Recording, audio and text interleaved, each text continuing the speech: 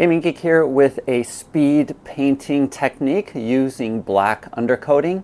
A couple of weeks ago, my copy of Waste Nights Kickstarter was delivered and I wanted to paint them up super quickly.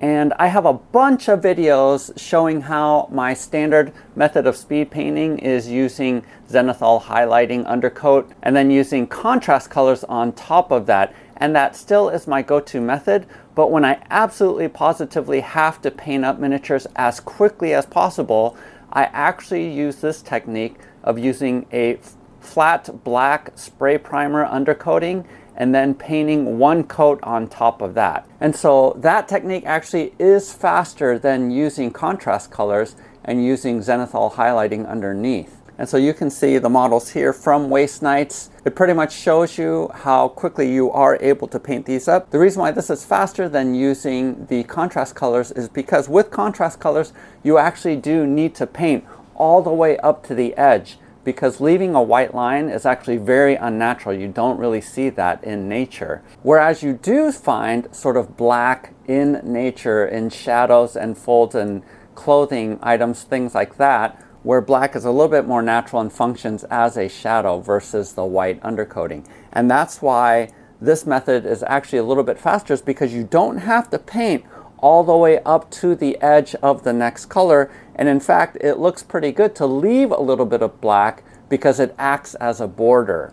And this style of having really dark black lines is reminiscent of the recent Kickstarter for Darkest Dungeon. You notice that the artwork there has really bold and dark lines. So this is similar in that sense of leaving really dark and bold black lines. So if you want that effect, I think this is a way to do it. Now, some traditional painters will actually do black lining where they go back and they will actually draw in black lines, but I found that that technique is really, really advanced, and I can't actually do it very well because you have to have a pretty consistent line width, and I find that really hard to achieve. So doing it this way in reverse, where you actually put the black down first and then put colors on top of that, I found to be pretty good technique. And it's a little bit easier to control the brush doing that. The technique is super simple. As I mentioned before, I'm just doing one layer of colors.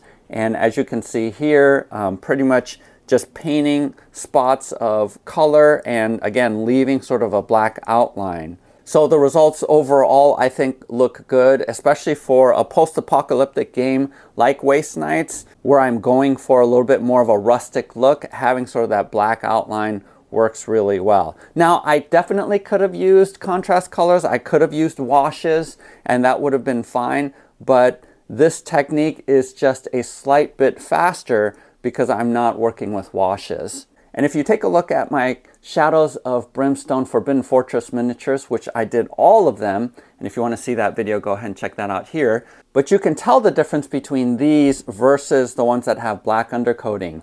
And ironically, the ones with black undercoating actually has higher contrast than the use of contrast colors. Again, that's because you have pure black underneath, whereas with contrast colors, it isn't quite as black, and some people have complained about it looking a little bit more like watercolor painting rather than something bright and bold. But I will say that given the two, even though using the black undercoating is a little bit faster, I would still choose for my default using the contrast colors. And the reason is because you do get more subtle shading.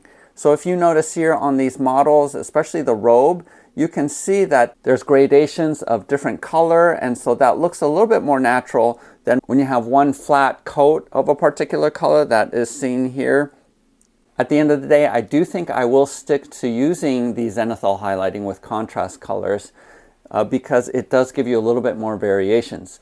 But in cases like this, where I just want to knock them out as fast as possible, I think doing the black undercoating with the flat colors on top, again, just one coat, looks good. And I would say that this is a level of quality that is sort of the same as some of the Dungeons and Dragons pre-painted miniatures, or maybe not even D&D, but a couple of other pre-painted options. You're going to see typically maybe one, possibly two coats of a color on their models. And again, this adheres to my policy of a poorly painted miniature is better than an unpainted gray plastic miniature. So Again, I think the amount of time it takes to do this is well worth it because these are going to look a lot better on your game board than just plain gray plastic. Now, I did want to give a quick shout out to Westphalia Miniatures. They did send me some miniatures to paint up. Please check out the link below to their website as they are selling these miniatures. And in particular, this heavy metal bard is amazing. I've been looking for a bard that is more the heavy metal style. And so this is perfect for a D&D campaign. I'm definitely going to be using this miniature. But same thing with these Westphalia miniatures. I did spray prime them black, and as you can see here, more of a traditional style of painting. I didn't stop at just one coat, but decided to go ahead and layer and dry brush lighter and lighter colors to do more highlighting. So that's definitely an option. Like, you can look at this bard with just one layer and it definitely is passable. It looks better again than an unpainted miniature. But if you want to go that extra level, you can do more of a traditional style of painting where you are layering lighter and lighter colors and highlighting. And so this is the result from just a little bit more work and is more of the traditional method. I wouldn't necessarily call it speed painting, but is more of a traditional style of painting. And also, if you look at some of these miniatures from Barnacle Bay, that's exactly what I did. Was I did black undercoating and then did layers on top of that. And because with Barnacle Bay, it's more of a kid's game, I did want to have sort of that cartoony, heavy black line look with really bright colors, and that's why I went that route. But I did do layering. So this guy here, I really like him a lot. He turned out really well because of the highlighting that I did on him. And again, this is more of a traditional style of painting. But that's where, as you gain proficiency, you can start off with just doing one layer, but as you gain in confidence, you can add more and more layers to create a little bit more depth. There are a lot of painters that do choose to use black as their primer, but some people don't like the black because it makes some colors really dark or hard to distinguish.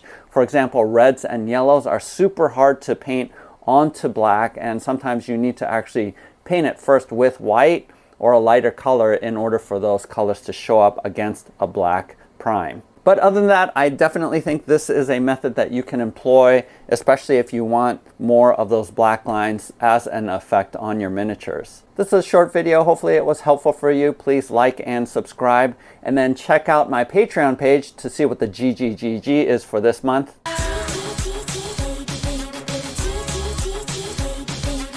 Every month, Bob the Beholder picks some Patreon supporters to receive the gratitude gifts. And for this month of February of 2021, we are giving away some discount codes to My Mini Factory. We have 2 of the base pledges for the Kickstarter that's currently going on for True Well Common. If you haven't seen that video, check it out here. Also stay tuned, because next week's video I'm also going to showcase a 3D set that we are also going to include in the gratitude gift. I'm not providing a tutorial because this is pretty straightforward in terms of painting, but hopefully this is helpful for you as an alternative technique for speed painting. So until next time, happy hobbying, happy gaming. We'll see you.